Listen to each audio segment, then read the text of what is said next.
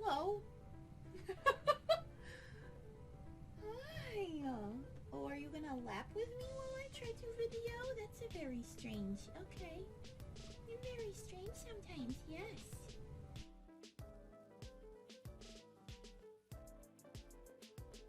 So, here I am.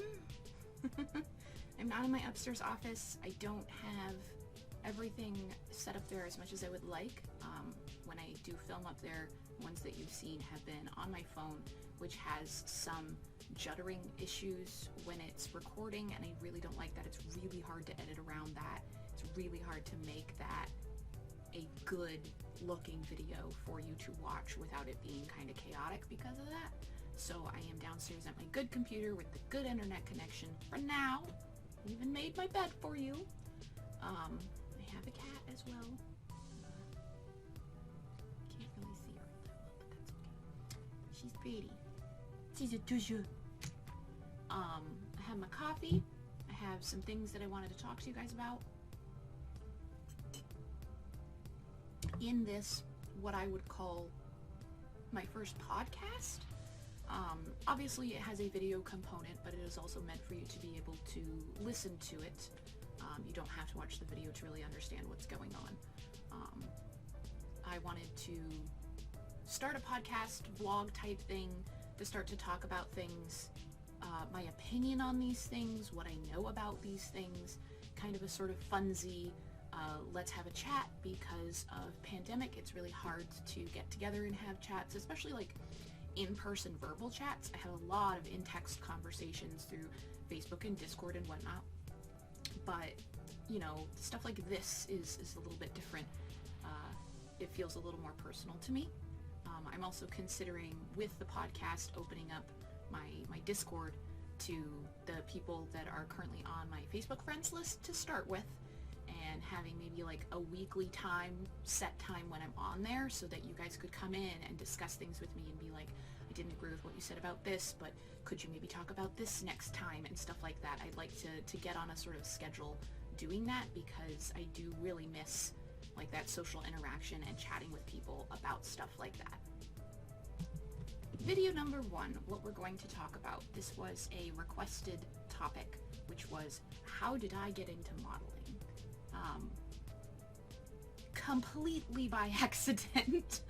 I've been goth for a very long time, as many of you who follow me on Facebook or YouTube to a lesser degree, because I try to be more casual in my videos on there, at least fashion-wise. But I get, you know, I do the goth thing. Lost my train of thought entirely. Woohoo! Alright then. Fun. Let's get me. Shit. Thou shalt not try me. Not today. But yeah, I've been goth for a long time, so there was always this thing in the back of my head when I dressed, either to go to an event or even something as casual as like a bar or karaoke or out, whatever. There's always this thing in the back of my head that I wanted to look like, you know, a model from a goth magazine all the time. I wanted to be that perfect and put together and have like the whole outfit just look like something out of a magazine. So I always had like this kind of, I guess, a sense that works really well for getting into modeling, because I put a lot of thought into my fashion and outfits. But the getting into like the modeling and selling my pictures on my Patreon on my Patreon site, profile, I don't know what to call it. I'm on Patreon, you know the drill. But like, I started that when I started the YouTube in seriousness, and I had made, I had posted a video every single day for an entire year, a la Unus Annus, which is kind of funny, but years before they did, and I was doing only video game stuff. And now, you know, being someone who consumes a lot of YouTube media and a lot of gaming specific YouTube media, I just don't see any room in that sort of subgenre of YouTubers for new players who don't have that sort of insatiable day-to-day schedule, and I can't keep that up. I just can't. So I started to kind of shift my YouTube into other things. But when I started the YouTube, I started the Patreon specifically to try to help the YouTube. And my thought process was, if I act like the YouTube is bigger than it is, and I have the Patreon set up way ahead of time, then if I do start to get a whole bunch of subscribers and fans and whatever, I will already have that groundwork laid. Like, it will already, you know, things will be in line, all my ducks in a row. So I started, you know, the YouTube, then I had the Patreon added on, and I was posting on the Patreon. And then there were comments coming in from the majority of the people on the Patreon are people that I either know in person or know on social media. I've had some sort of interaction with them. Not a lot of them are strangers to me. So I was getting a lot of comments like, we need you to post more selfies, like, what are you wearing today? You didn't post a video today. Or like, you know, with the last 3 videos it's the same outfit, like, come on girl, we want to see something.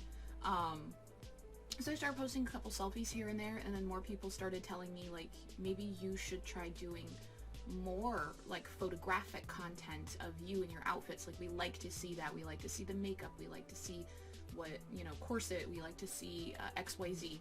And so I considered it for a hot minute, and I started to, I think I did, like, a test run for maybe a month or a couple of weeks or something. And it was just a couple of casual shoots in some outfits that are more like costumes, because it wasn't really just my goth shtick. I had like an all-white outfit with a... Oh, goodbye, Tasha. Oh, onto the bed. Okay, okay. I thought you wanted down. My bad.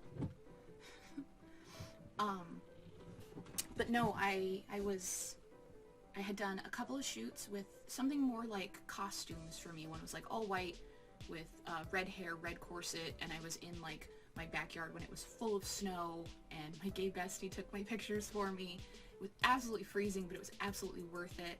And then I did a couple other shoots, which I would say, like, the first shoots that I did weren't my typical goth shtick, because I was like, well, if I want to tell a story with these photos, I want it to be akin to cosplay, but with, you know, all original characters. Or like, you know, I find something, a color in a piece, like either a wig or a swimsuit or whatever, that inspires me to make this entire outfit and makeup look and do a whole thing about it. So like I did like a test run, and it blew up. Like I went from having virtually nothing on my Patreon, maybe, you know, just friends following my public posts, maybe a couple of people here and there that were very kind and were donating to this cause, where they were really more investing in me than they were in the YouTube, which I really saw that after a very short amount of time. And then I tried some of the photography stuff, and it blew up. I got a whole bunch more patrons. I got a whole bunch more feedback about it. And then I just kind of was like, well, I guess I should roll with that if that's what people want and people want to see. And then the next stage was some friends who I've known for a very long time. So it's not like these conversations were gross to me in any way. They were very organic conversations with people that I knew, who knew asking these kinds of questions wasn't going to be offensive because of the way that they know me and respect me and talk with me.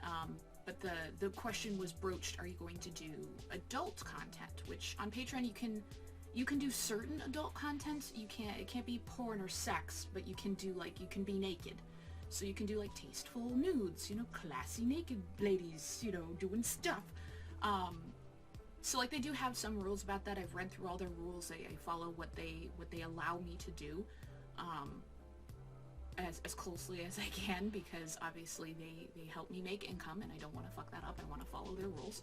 So I looked into that. I read all of that, and I was like, you know, I wouldn't be all that upset about doing a couple of topless things. So I restructured some tiers. I made, you know, the slightly more expensive tiers, that content that was going to start happening, and I was very clear about what you were going to get and what you weren't going to get. And then it, you know, again, snowballed, and then I started getting more body positive about myself and doing more. So now I do 100% full nude stuff on some of the tiers. And it's definitely become a thing that I really enjoy doing, and I look forward to, like, I probably have 20 photo shoots planned in my head right now that I have everything for. I do all of the edit, you know, I do all the makeup, costuming, photography, setup for the photography, because I have a lot of new backdrops that just came in, and then all of the editing, and then all of the uploading to Patreon.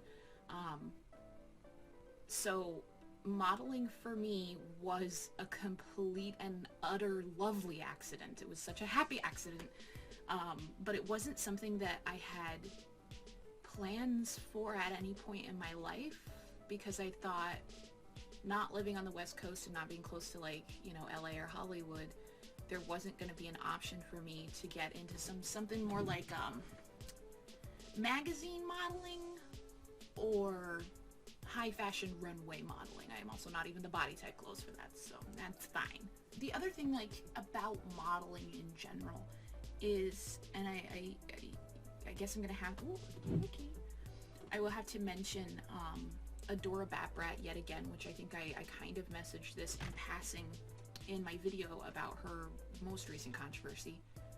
Mary, you are not allowed on that desk. Get off the desk. Thank you. In Adora Batbrat, in that video about Adora Batbrat's latest controversy, I might have mentioned this. I don't recall if I did. But years ago, actually farther back, years ago, I sent her some custom horns that I made, and she wore them for like a magazine and a photo shoot, so I got lots of lovely pictures out of it. It was great. Lovely. She was lovely to work with. And then a couple years after that, she had posted something on Instagram talking about how she's not a model, and all these, you know, people on Instagram who think they're models also aren't models, and kind of laughing at it. And she did include herself, which made the backlash a little less severe, but a lot of people, me included, thought that she was very wrong, because she is a model. She does a lot of work in magazines and catalogs, granted they're alternative ones, but she gets paid for being a model. And her view that only high fashion runway stuff is model is very strange to me, because that's not how that works. I'm not an Instagram specific model, but I would kind of classify what I do as something that could be lumped in with that. So for her to say that and be like, you aren't a model, and I'm like, I'm getting paid. Like, I'm also doing, as I said, a shit ton of work, because I'm doing all of the work. I'm the photographer and the model and the editor. So like, it was very weird for her to say it like that, but I also get that a lot of people have these set things in their mind of what model is, and it doesn't necessarily encompass all that model is. So for me, having the type of anxiety issues that I do, being my own photographer, is really what works best for me.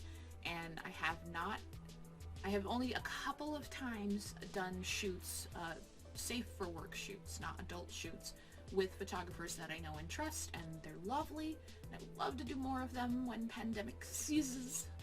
But it's just one of those things that, like, people might not consider me or what I do to be modeling, which is fine, but I think you're wrong, because I think you can even be considered a model if you're not getting paid. But that was my bar at the time when Adora made those comments, that I was like, if you're getting paid for your work, you're working as a model. Like, that's just what made sense to me.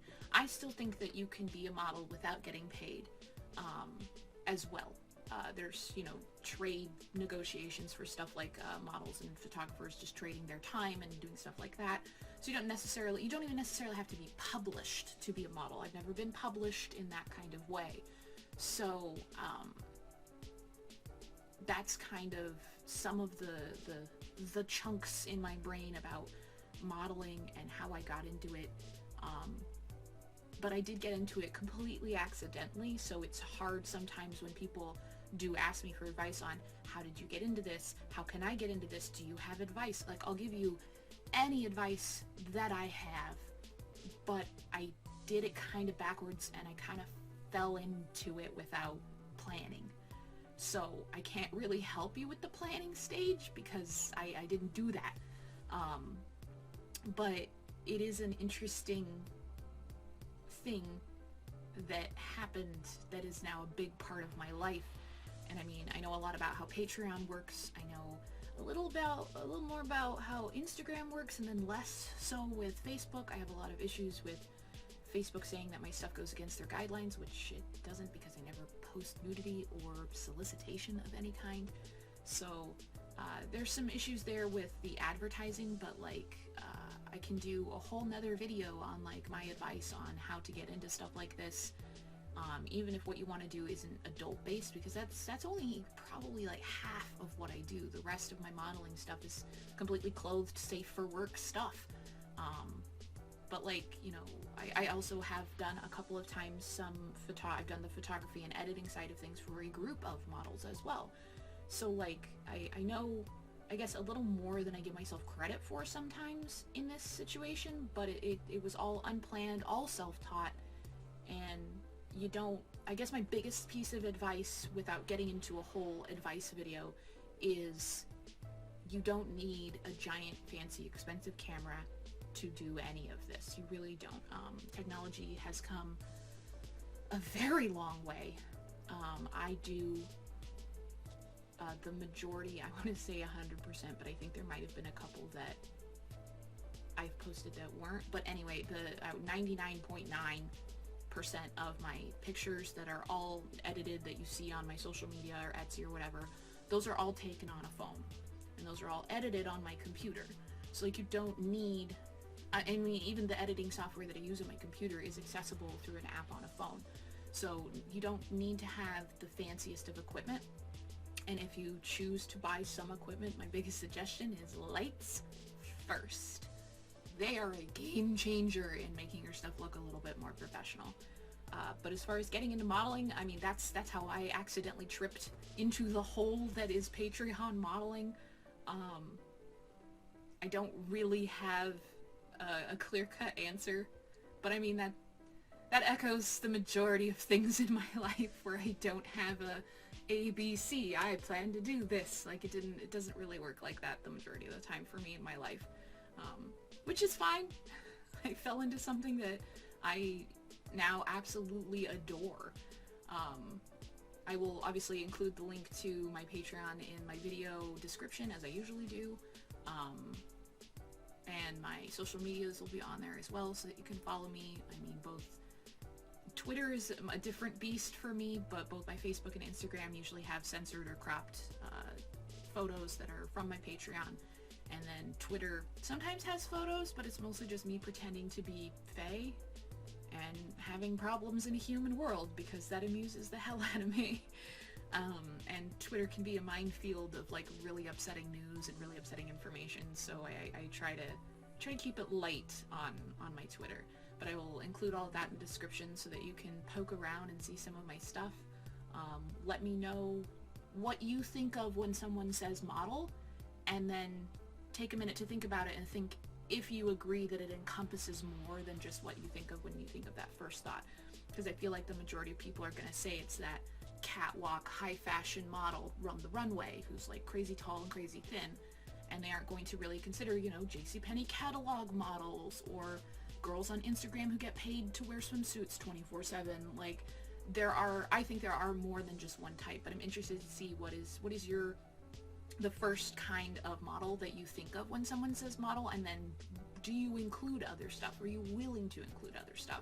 Or are you a gatekeeping elitist, I guess?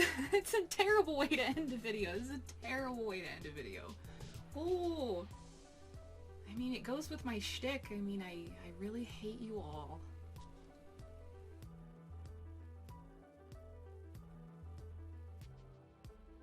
Oh yeah, do you also like my new earrings? They're like little antlers. They're my Hannibal inspired earrings. I really love them.